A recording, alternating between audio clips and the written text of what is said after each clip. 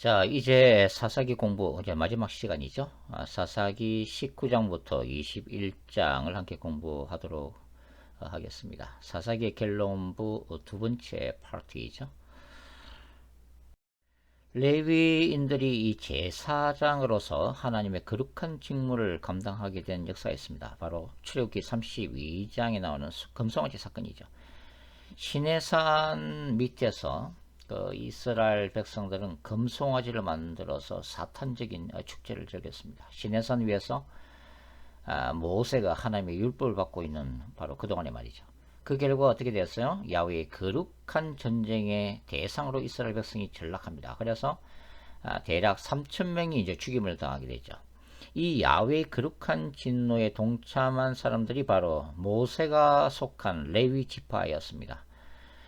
물론 이제 죽임을 당한 이 3,000명 가운데서도 레위 족속의 가족들이 당연히 포함되어 있었겠죠. 그러나 그럼에도 불구하고 이 거룩한 레위 지파는 눈물을 머금고 이 죄를 대적하는 야훼의 거룩한 전쟁을 수행하게 됩니다. 그 위에 하나님은 이들 그 레위 지파에게 하나님을 섬기는 전문직으로서의 제사 업무를 맡기시게 되죠. 자, 왕정시대에는 일부 레위인은 중앙의 예루살렘 성전에서 제사 업무를 맡게 되었습니다. 그러나 지방에 있는 레위인들은 주로 율법을 가르치는 그 업무를 하면서 경제적 어려움을 겪었습니다. 제사장도 두 가지 부류로 나뉘어지는데요. 제사장 가문 출신의 제사장이 있고 레위인 출신의 제사장이 있습니다.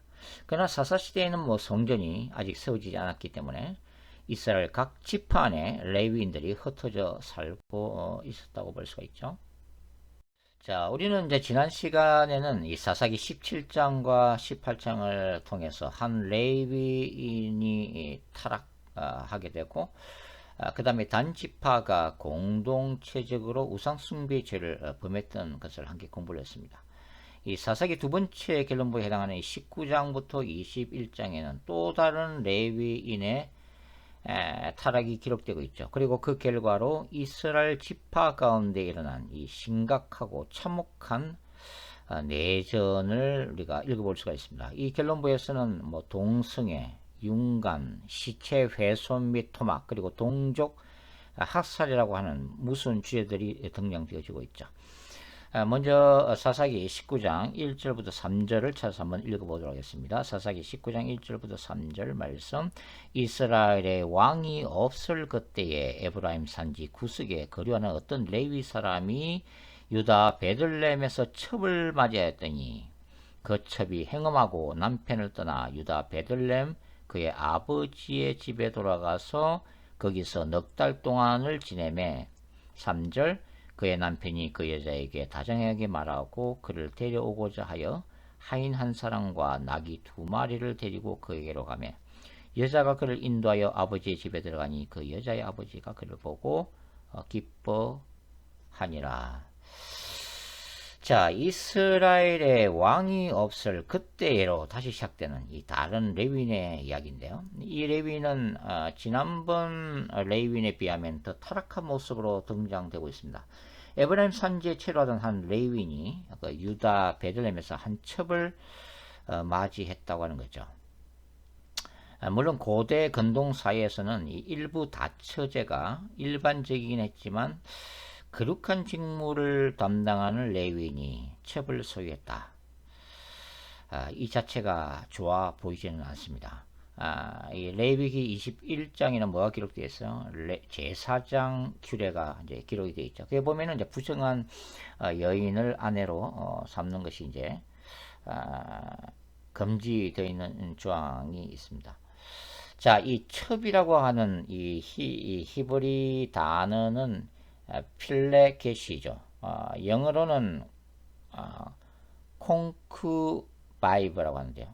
이 콘이 이제 함께라고 하는 뜻이죠. 그래서 이 말의 원래 뜻은 함께 눕다라고 하는 뜻입니다. 법적인 아내가 아닌 동거인을 의미하는 거죠. 근데 2절을 보면 물론 여기에 대해서 약간의 다른 해석도 있습니다만은 2절을 보면은 이 첩이 매춘부 노릇을 하고 다녔다고 되어 있습니다. 근데 원어를 보면은 영어 성경 같은 경우는 어떻게 되어 있냐면 but played to Harod, 이게 이제 매춘부 노릇하다 이런 뜻이죠. 그 다음에 나오는 구절이 against him 이런 뜻입니다. 그러니까 레위인을 대항하여 또 레위인의 반발해서 그런 매춘부 노릇을 했다는 뜻이죠. 그러니까 이 당시 상황은 우리가 뭐 자세히 알 수는 없지만 이 첩에 부정한 행위가 천만의 문제가 아니라 그 원인을 제공한 자가 바로 이 레위인이었다고 하는 것을 알 수가 있다고 하는 거죠. 그러니까 이 남편 레위인에게 숨겨진 어떤 비윤리적, 비도덕적, 또 어떤 종교적인 죄가 있다는 것을 추정할 수가 있다고 하는 것입니다. 나중에 이 첩이 처가 있는 아버지 집으로 도망가잖아요. 그래서 4달이나 거기서 머물 때에 이 레위인이 굳이 행음한 이 부정한 아내로서의 첩을 다시 데려오는 것을 보면 본인의 그 어떤 책임도 절감했다는 것을 알 수 있는 대목입니다. 자, 레위는 어떤 사람이죠?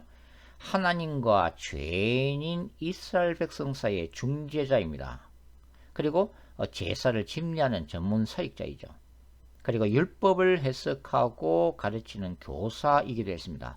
더 나아가 레위인은 그 하나님의 뜻을 묻고 하나님의 뜻을 대중에게 전달하는 예언적 설교자이기도 했죠.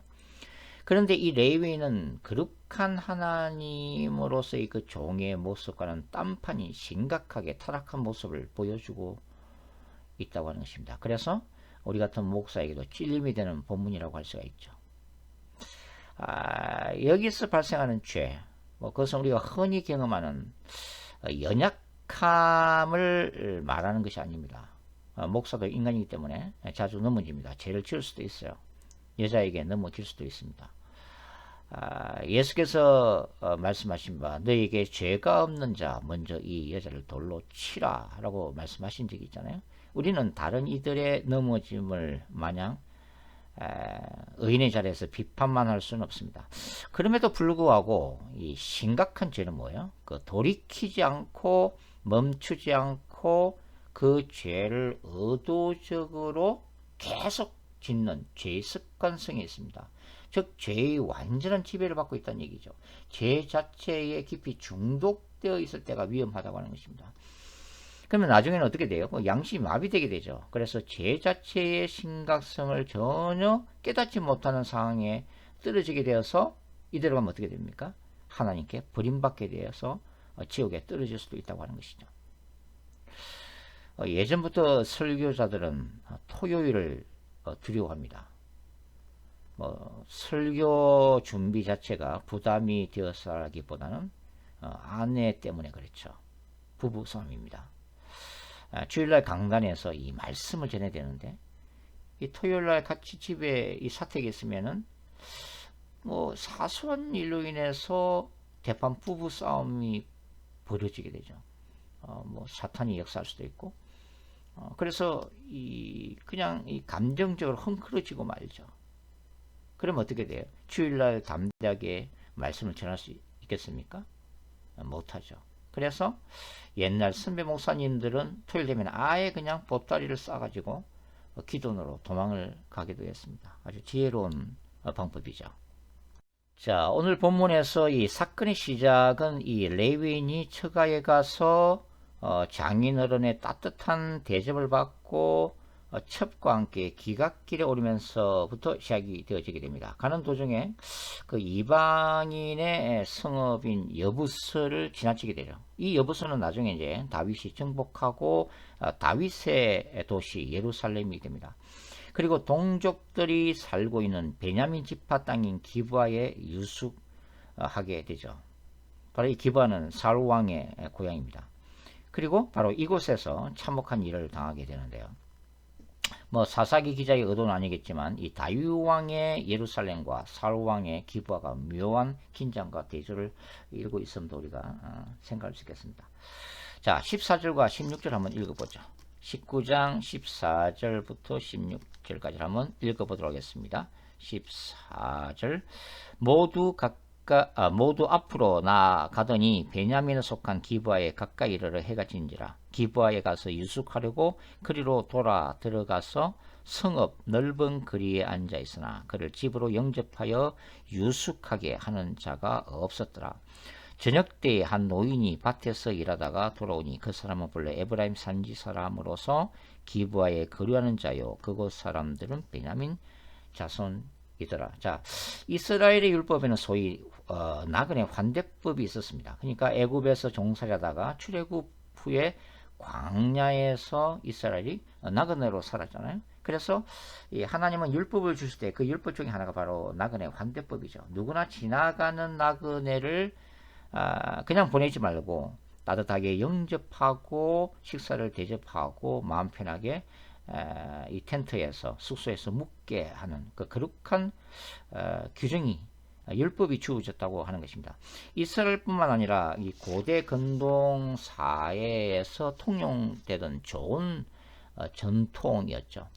그러나 기브아 땅에서는 그런 율법은 이미 사라지고 없었다라고 하는 것입니다. 그래서 이 당황한 레위인 일행에게 한 노인이 나타났죠. 그는 레위인 같은 바로 에브라임 산지 출신이었고 그 노인도 역시 이 땅에서는 나그네 인생인지라 그 레위인 일행을 그의 집으로 안내하게 됩니다. 바로 사건은 바로 그 밤에 일어나게 되죠. 자, 22절부터 한번 보겠습니다. 22절부터 읽어보죠.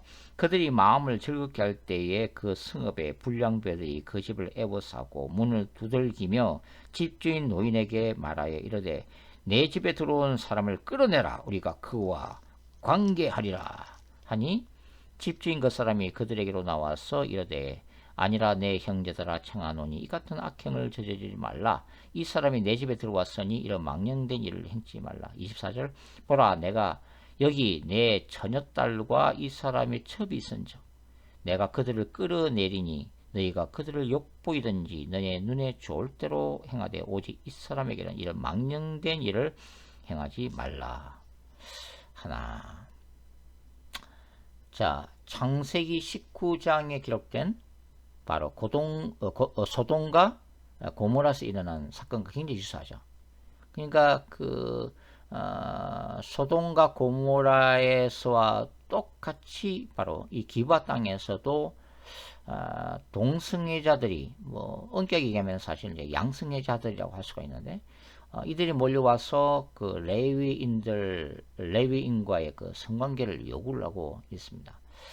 그러니까 당시의 기브아 땅은 사사시대의 소돔과 고모라와 같은 타락한 성읍이었다고 하는 의미죠. 이 대목에서 이제 여성 신학자들은 극도로 분노를 합니다. 남성 위주 사회 속에서 이유 없이 폭행당하고 농락당하는 그 여성들의 인권 유린 상황을 본문에서 재발견하는 거죠. 나그네로 온 레위인을 보호하기 위한 정당한 조치랄지라도 그 당시에는 이게 통용되었다 할지라도 말이죠. 어떻게 자신의 딸을 내줄 수 있냐 이거죠.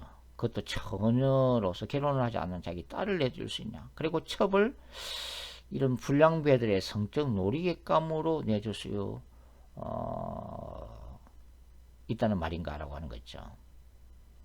자, 여기서 이제 레위인의 반응을 한번 보도록 할 텐데요. 자, 25절 말씀입니다. 25절 읽어보죠. 무리가 듣지 아니하므로 그 사람이 누구예요? 바로 레위인이죠. 그 사람이 자기 첩을 붙잡아 그들에게 밖으로 끌어내며, 자, 강압적으로 이제 끌어내는 것을 말하죠. 그들이 그 여자와 관계하였고 밤새도록 그 여자를 능욕하다가 새벽 미명에 놓은지라. 이 레위인은 한술 더 떠서 자신이 살기 위해 자신의 아내를 강압적으로 불량배들에게 갖다 바치고 있습니다. 희생 제물을 바치듯이 말이죠. 결국 이 여인은 밤새도록 폭력배들에게 윤관을 당하고 죽고 맙니다.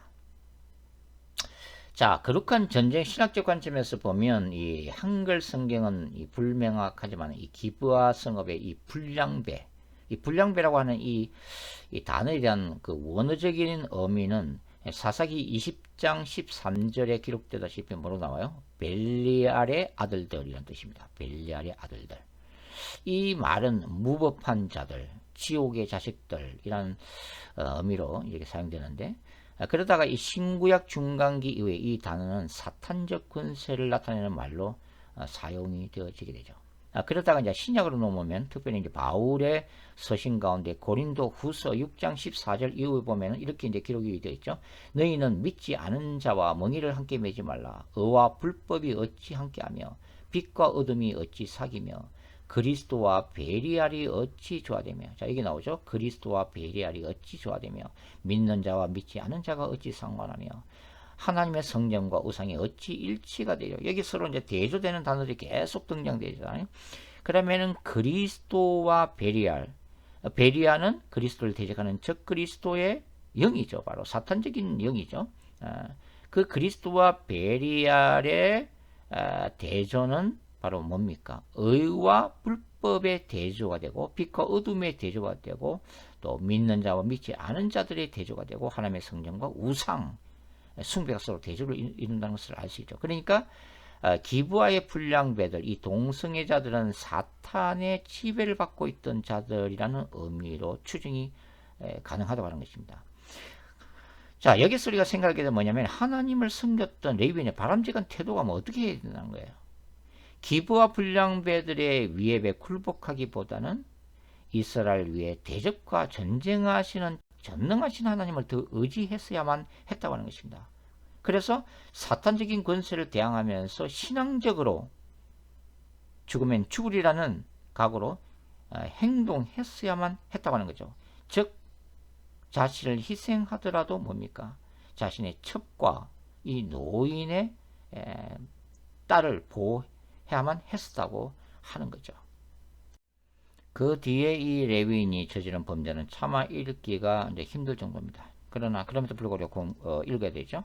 자, 27절부터 한번 읽어보겠습니다. 27절부터 30절까지 읽겠습니다. 27절 그의 주인이 일찍 일어나 집 문을 열고 떠나고자 하더니 그 여인이 집 문에 엎드려져 있고 그의 두 손이 문지방에 있는 것을 보고 그에게 이르되 일어나라 우리가 떠나가자 하나 아무 대답이 없는지라. 이에 그의 시체를 나귀에 싣고 행하여 자기 곳에 돌아가서 그 집에 이르러서는 칼을 가지고 자기 첩에 시체를 거두어 그 마디를 찍어 12덩이에 나누고 그것을 이스라엘 사방에 두루 보내매 그것을 보는 자가 다 이르되 이스라엘 자손이 애굽 땅에서 올라온 날부터 오늘까지 이런 일은 일어나지도 아니하였고 보지도 못하였도다. 이 일을 생각하고 상의한 후에 말하자 하니라.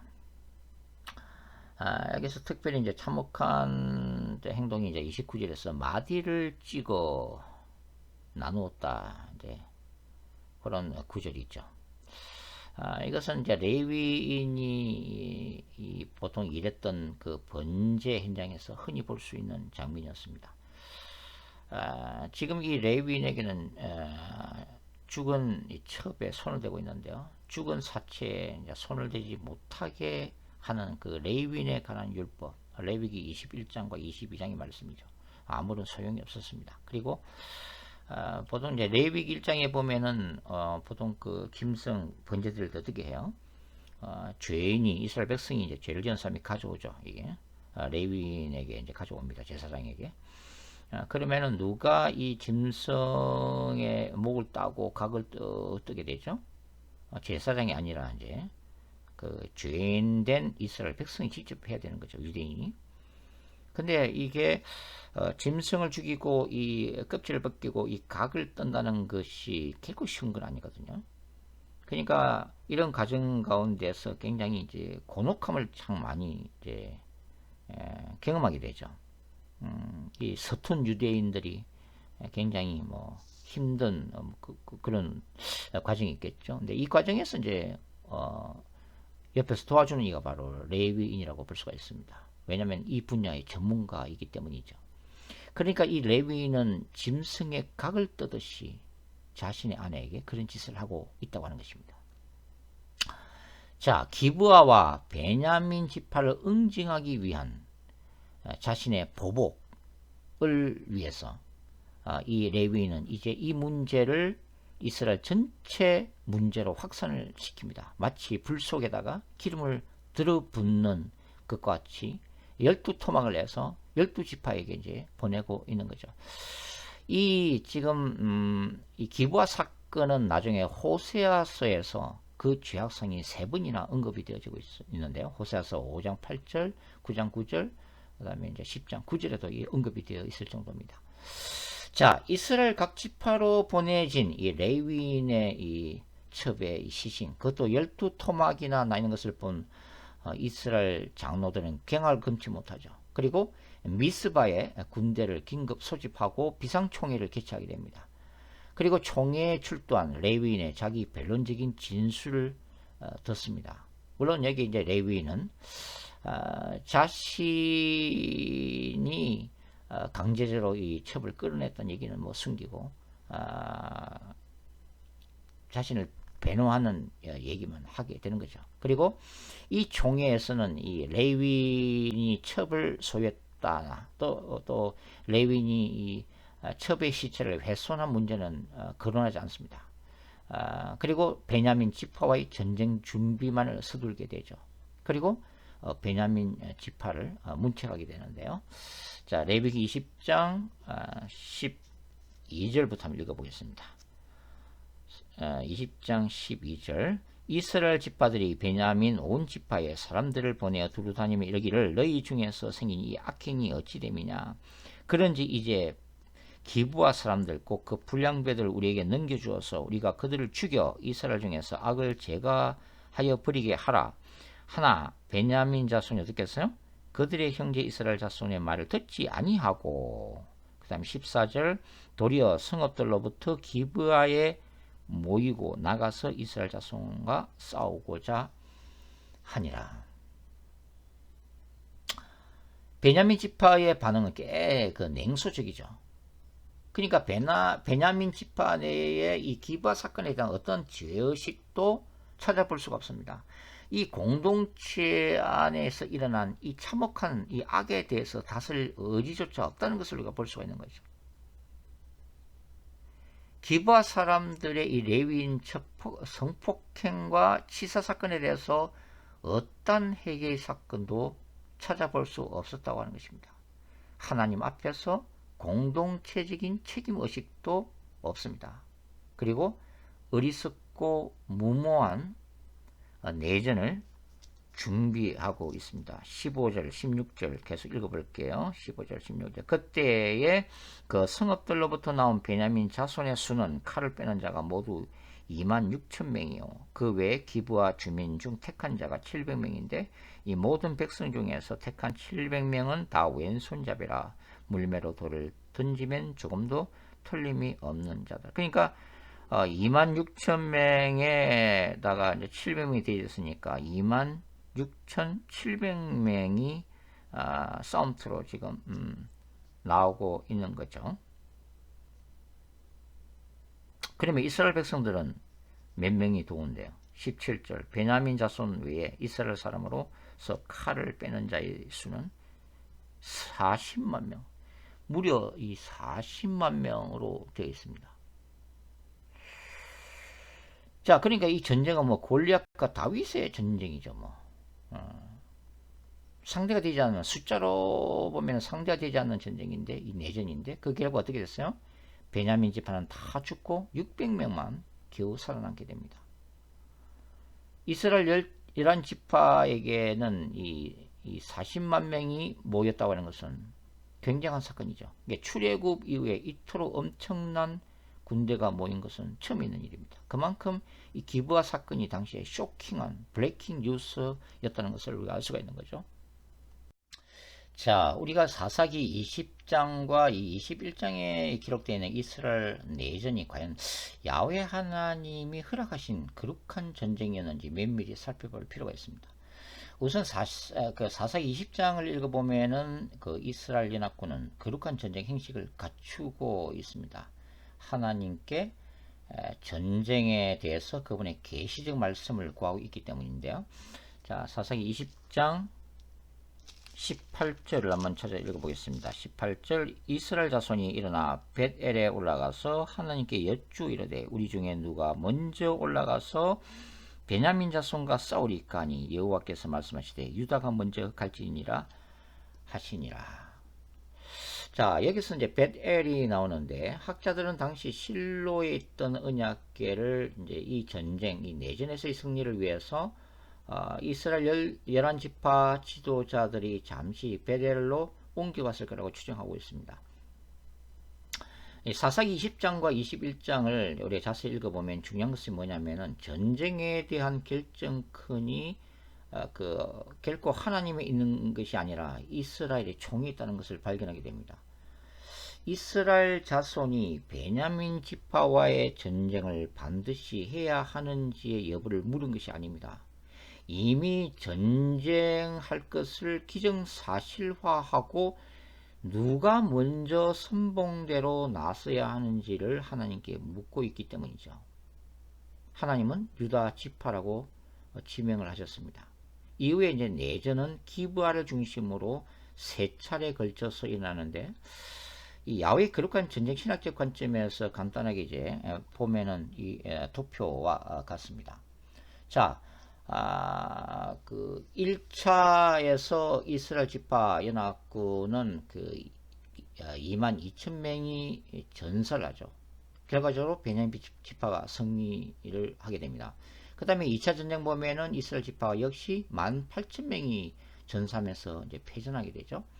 3차를 보면은 그 이스라엘이 매복 작전으로 이제 승리하게 됩니다. 그래서 베냐민 지파가 25,000명 또는 25,000명이 전사하게 되죠. 야훼의 뜻이 아니라 그 이스라엘 종의 결정에 의해서 일어난 내전은 처음 1차와 2차에 걸쳐서 이스라엘 지파 연합군이 패배함으로써 끝이 나게 되는 것을 우리가 볼 수가 있습니다. 그러니까 이스라엘 총회가 형식적인 거룩한 전쟁의 형식을 갖추고 있지만 이 사사기의 전반적인 내용에 따르면 뭘 보여주고 있어요? 이스라엘 자손들은 야훼 하나님과 가나안 땅의 우상들을 동시에 섬기는 혼합 종교 행태를 계속 유지해 왔다고 하는 거죠. 그래서 이스라엘 11지파 연합군의 숫자가 많음에도 불구하고 하나님 어떻게 하셨어요? 베냐민 지파를 도구 삼아 패전을 맛보게 하시죠. 이것은 뭘 얘기하는 겁니까? 전반적인 이스라엘의 타락상에 대해서 경고하시는 야훼의 거룩한 전쟁이었다는 것을 우리가 알게 됩니다. 자, 두 번의 패배를 맛본 이스라엘이 11지파 연합군이 어떻게 해요? 그제서야 진지하게 회개하고 하나님 앞에 엎드리게 됩니다. 자, 26절부터 읽어보죠. 26절부터 읽어보겠습니다. 이에 온 이스라엘 자손 모든 백성이 올라가 벳엘에 이르러 울며 거기서 여호와 앞에 앉아서 그날이 저물도록 금식하고 번제와 화목제를 여호와 앞에 드리고 이스라엘 자손이 여호와께 물으니라. 그때는 하나님의 언약궤가 거기 있고 아론의 손자인 엘라살의 아들 비나스가 그 앞에 모시고 섰더라.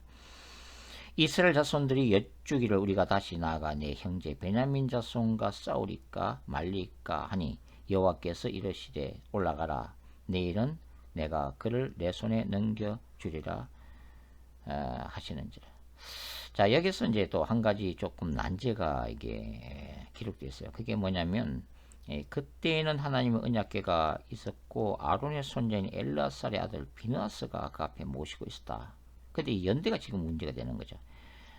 이 비느하스는 바로 저기 모세 시대에 있었던 사람인데 지금 이 나이로 보면은 이 사사 시대의 초기까지는 생존했을 거라고 이제 보는 거죠.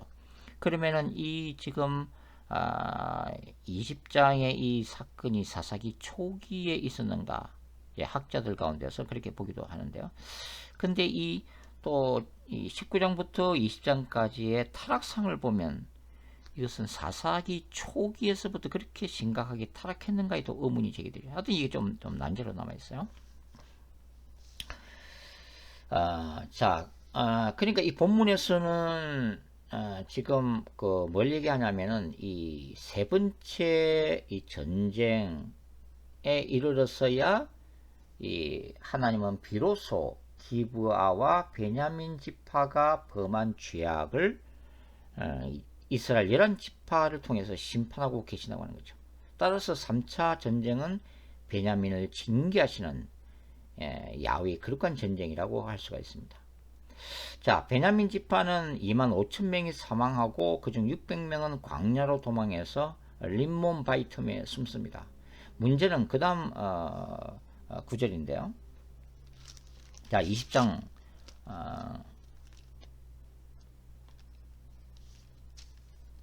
48절 한번 읽어볼까요? 자, 사사기 20장 48절 47절부터 읽는 것이 낫겠네요. 베냐민 사람 600명이 돌이켜 광야로 도망하여 림몬바이에 이르러 거기에서 넉 달 동안을 지냈더라. 이스라엘 사람이 베냐민 자손에게로 돌아와서 온 성읍과 가축과 만나는 자를 다 칼날로 치고 닥치는 성읍은 모두 다 불살랐더라.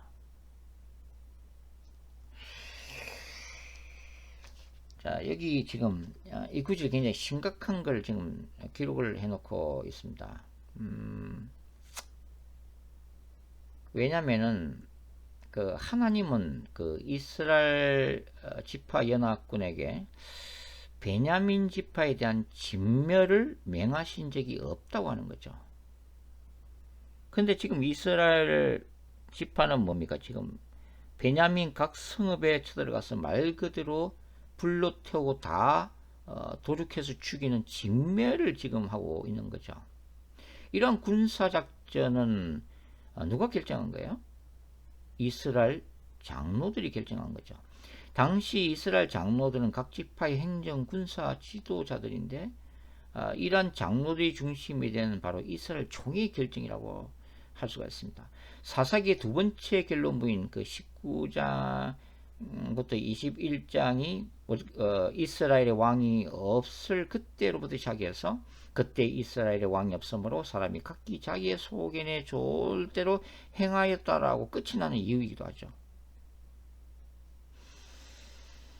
자, 오늘날 각 교단마다 총회가 있습니다.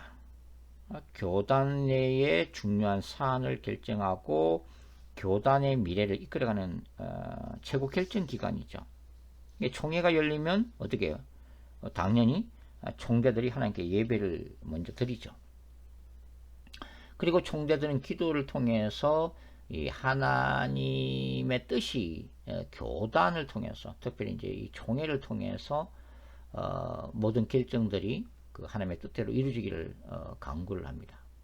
그러나 실상을 들여다보면 뭘 볼 수 있어요? 우리나라 국회에서 난장판을 보는 듯한 일들이 바로 이 교단 총회 안에서도 가끔씩 이런 것을 볼 수가 있죠. 고성이 오가고 몸싸움이 벌어집니다. 교단 산하의 각 위원회나 노회에서는 그 하나님의 뜻이 아니라 이끈 다툼과 자리를 놓고서 치열한 싸움이 일어나면서 각종 법안들이 그 인간의 이기적인 목적을 위해서 불법적으로 수정되고 결정되기도 합니다. 모든 교단 회의가 그렇다는 것은 아니지만 심각한 부패와 부정이 바로 교단 총회에서 저질러지고 있음도 사실입니다. 모두가 하나님의 영광을 추구한다는 미명하에 예수 그리스도의 이름으로 저질러지는 범죄들이라고 할 수가 있겠습니다. 자, 베냐민 지파 남자 600명만 남기고 이스라엘 연합군은 베냐민 지파의 모든 성읍들을 불로 진멸합니다. 남자들도 죽고 아이들도 죽고 노인들도 죽고 여인들도 죽고 가축대들도 연합군에 의해서 몰살을 당합니다. 이 일은 야훼께서 맹하시지 않았던 학살행위죠. 야훼의 거룩한 전쟁이라는 명분하에 동족을 향해 저질러진 범죄 행위였다고 하는 것입니다. 단순히 징계 차원에서 일어난 전쟁이 아니라 아예 한 지파를 모두 썰어버리는 진멸까지 이런 것이죠. 그러니까 절제되지 못한 분노와 흥분 상태에서 이 엄청난 일을 지금 이스라엘 지파연합군이 저질러 버린 거죠. 그리고 그제서야 이제 정신이 이제 번쩍 들게 됩니다. 자, 21장 사사기 21장 2절부터 4절까지를 한번 찾아서 읽어보겠습니다. 백성이 베델에 이르러 거기서 저녁까지 하나님 앞에서 앉아서 큰 소리로 울며 이르되 이스라엘의 하나님 여호와여 어찌하여 이스라엘에 이런 일이 생겨서 오늘 이스라엘 중에 한 지파가 없어지게 하시나이까 하더니 이튿날에 백성이 일찍이 일어나 거기에 한 제단을 쌓고 번제와 화목제를 드렸더라. 하나님이 한 지파를 멸하셨나요? 이런 일이 생긴 것이 하나님의 탓인가요?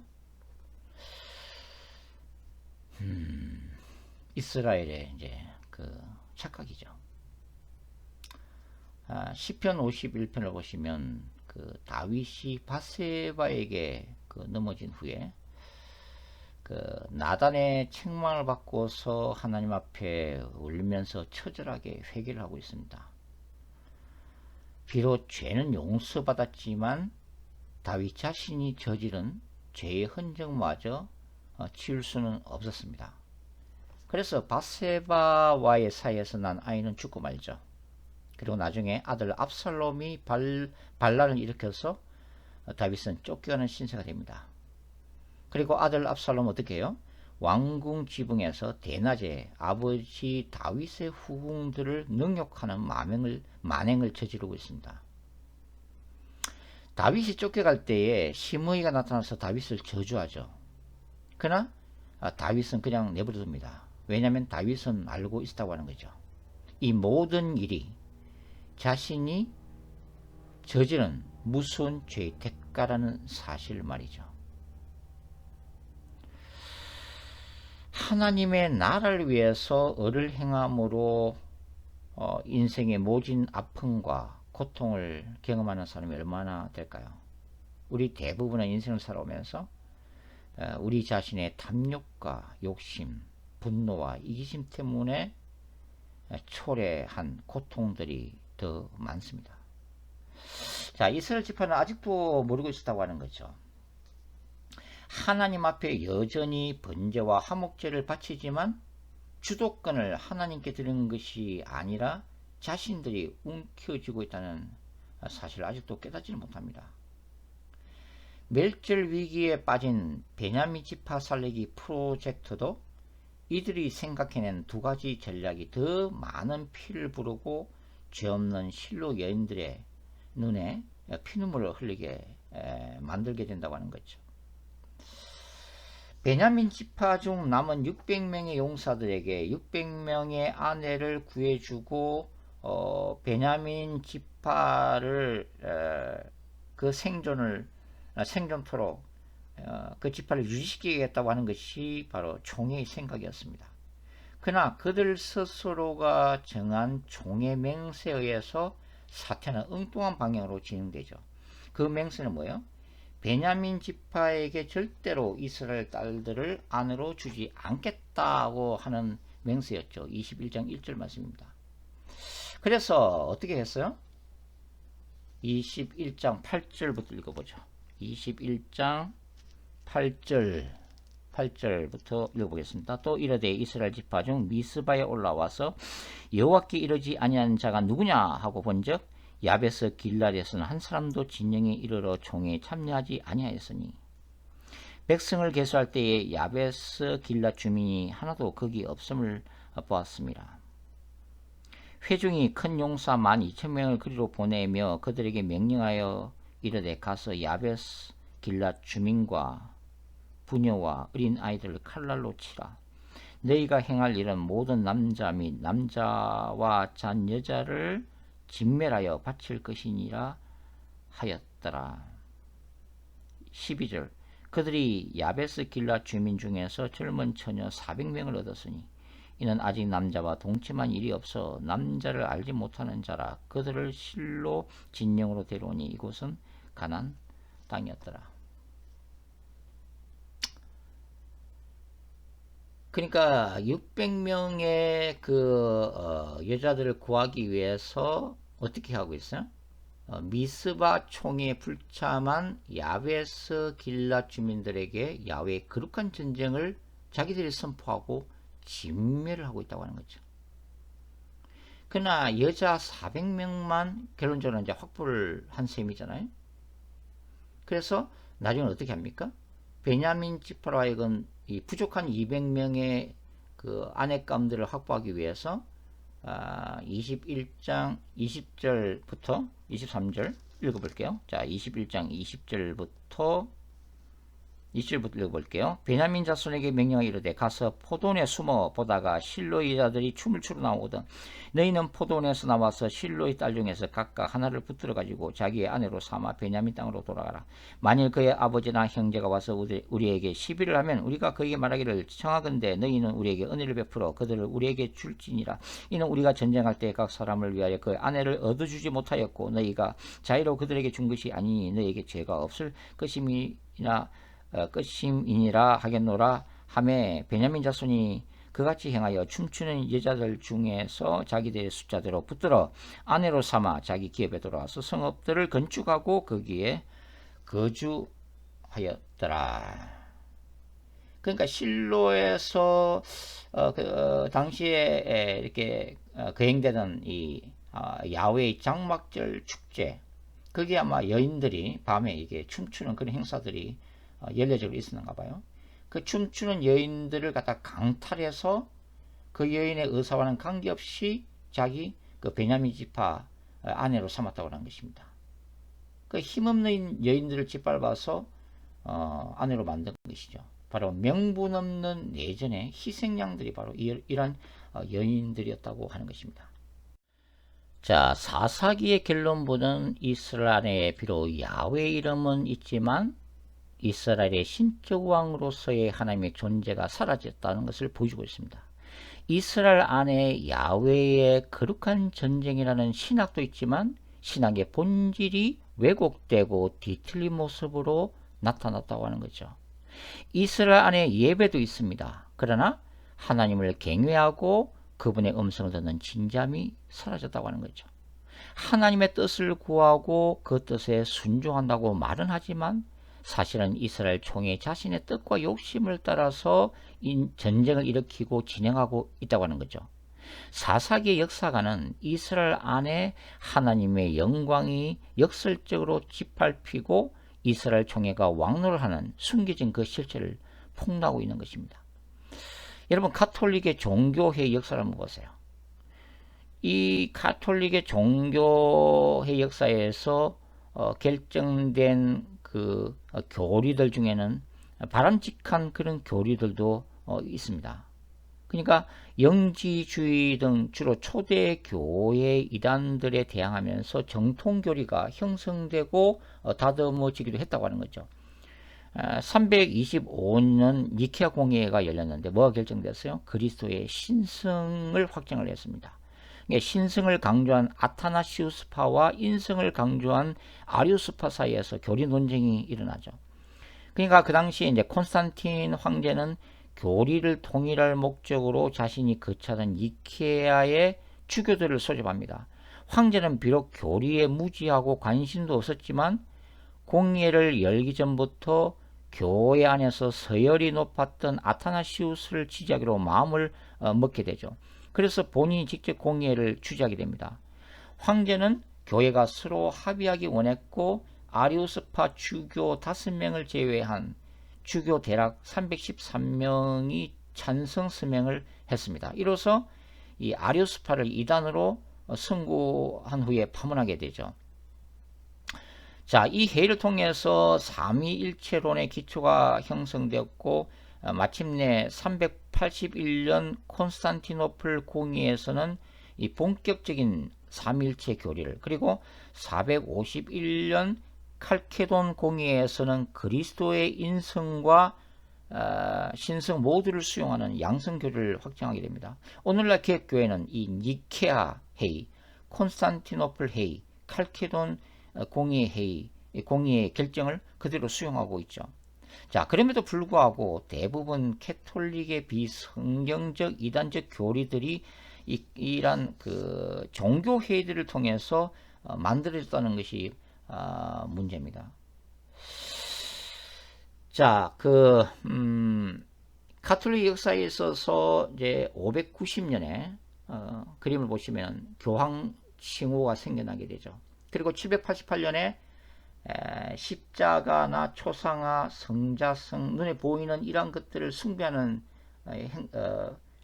이런 그 현상이 일어나게 됐고, 그 다음에 성자들의 유고를 숭배하죠.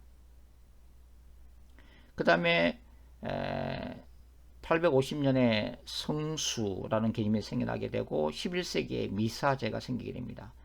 1079년에 신부의 독신을 규정하게 되고 1910년에는 불교나 그 이교도들이 사용하는 이 묵주, 염주를 가톨릭 안에 들여오게 되죠.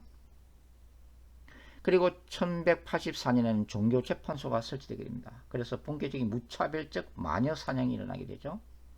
그 다음에 1190년에 면제부가 판매 개시됩니다. 물론 이제 그 뒤에 이것이 나중에 이제 교황청 재건 베드로 성장 재건 문제로 인해서 1517년 바로 마틴 루터의 종교개혁에 불을 일으키게 이제 되지만요. 그 다음에 1215년에 고해성사 제도가 생겨나게 됩니다. 고해성사, 신부에게 자신의 죄를 고백함으로써 신부를 통해서 하나님께 죄를 용서받는다고 하는 고해성사가 생겨나게 되죠. 구약의 제사장 제도가 부활된 것입니다. 예수 그리스도 사건 이후, 십자가 사건 이후 히브리서는 뭘 가리켜요? 이제는 대제사장으로 오신 예수 그리스도 안에서 이제는 짐승 제사가 사라졌고, 이제는 하나님과 인간 사이에 어떤 중보자가 없이 직접 뭡니까? 예수님을 믿는 신자들이 하늘의 지성소에 기도를 통해서 들어가서 하나님께 대화할 수 있는, 하나님을 만날 수 있는 그런 새로운 문이 열렸다고 되어 있잖아요. 근데 고해 성서는 바로 이러한 신약 시대의 히브리서의 가르침을 짓밟고 구약으로 다시 돌아가고 있는 거죠. 그 다음에 이제 뭐 1229년에는 바로 평신도들의 성경 이런 것을 금지시키고, 그 다음에 1439년에 뭐가 생겨요? 연옥설이 확정되죠. 회개한 신자들 중에서 뭐 회개한 신자들은 다 천국 가겠지만, 그래도 죄가 아직도 남아있는 상태로 죽은 신자는 어떻게 된다고요? 천국 못 가고 연옥에 머물면서 고통을 받다가 나중에 이제 다 그것이 채워지면은 천국으로 옮겨진다는 소위 성경에도 없는 연옥설을 만들게 됩니다. 그 다음에 이제 후반부에서는 뭐 가톨릭 역사에 있어서는 1870년 교황 무엇을 빼고는 나머지는 다 마리아 신격화 작업들이 이루어지게 되죠. 마리아에게 바치는 성모송이 만들어지고, 그 다음에 1854년에 마리아가 어떤 원죄도 없이 태어났다고 하는 무죄 잉태스를 만들고, 그 다음에 마리아를 하늘과 땅의 중재자로 올려 세우고 1917년, 그 다음에 1931년에는 마리아가 마드로버가 하나님의 아들이라고 하는 하나님의 그 어머니의 자리에 이제 올려놓게 되죠. 그리고 1950년에는 마리아가 부활 성천했다는 설, 그 다음에 1962년에는 마리아 종신처녀설이 이제 확정되어지게 됩니다. 그 외에도 1960년 초에 뭐가 있었어요? 제2차 공의회에서 소위 말해서 종교다원주의의 씨앗이 심겨지고, 그래서 이 캐톨릭이 종교다원주의를 공식적인 어떤 신학으로 삼는 그러한 이단적인 결정들이 이제 이루어지게 된 것이죠. 캐톨릭의 중세 역사는 앞에서 얘기하는 게 마녀 사냥뿐만 아니라 개신교도에 대한 학살이 계속해서 이제 일어나게 되는데요. 예를 들면은 1572년도에 났던 성 바르톨로메오 축이라고 불리는 바로 이날에 이 파리와 지방에서 행해졌던 바로 캐톨릭 교도들의 개신교도들을 향한 무차별 학살 사건이죠. 중세 역사는 사실 캐톨릭 교황권을 수호하기 위해서, 그리고 카톨릭의 교리에 반대하는 개신교도들에 대한 무차별 박해와 학살의 역사였습니다. 그러니까 개신교로 보면은 바로 순교의 역사였죠. 뭐 정확은 아니지만은 한 5천만 명의 개신교도들이 순교한 것으로 그렇게 이제 알려져 있습니다. 이 모두가 바로 하나님의 이름으로, 그리고 거룩한 전쟁이라는 이름으로 저질러진 바로 인간 학살의 역사인 것이죠. 자, 사사기는 하나님이 없는 시대, 아니 하나님을 거부했던 시대에 이스라엘이 행했던 죄악상을 고발하고 있습니다. 그리고 그 중심에 뭐가 있어요? 바로 우상숭배 행위가 있습니다. 우상숭배를 통해서 하나님과의 그 수직적인 관계가 깨지면서 수평적인 관계, 사회 속에 정의도 사라지고 인간 사이에서의 도덕적 윤리적인 삶의 양식도 사라진다고 하는 것입니다. 야훼의 거룩한 전쟁이 왜곡되고 야훼만이 유일한 창조주이며 왕이심을 강조하는 거룩한 전쟁 신앙을 상실하면서 이스라엘은 타락해 갔다고 하는 거죠. 돈과 권력과 섹스의 우상으로 상징화되는 바알 종교는 오늘날도 존재하고 있습니다. 돈과 권력과 성적 미혹에 이끌리는 죄악된 인간 본성과 그 배후에 역사하는 사탄의 활동은 지금도 우리로 하여금 끊임없이 예수 그리스도의 나라와 영광을 위한 종말론적 거룩한 전쟁터에 서게 한다는 것을 기억해야만 합니다. 자, 지금까지 우리가 사사기를 함께 공부를 해봤습니다. 오랜 시간 동안 또 이렇게 함께 참석해 주신 여러분께 감사를 드립니다. 감사합니다.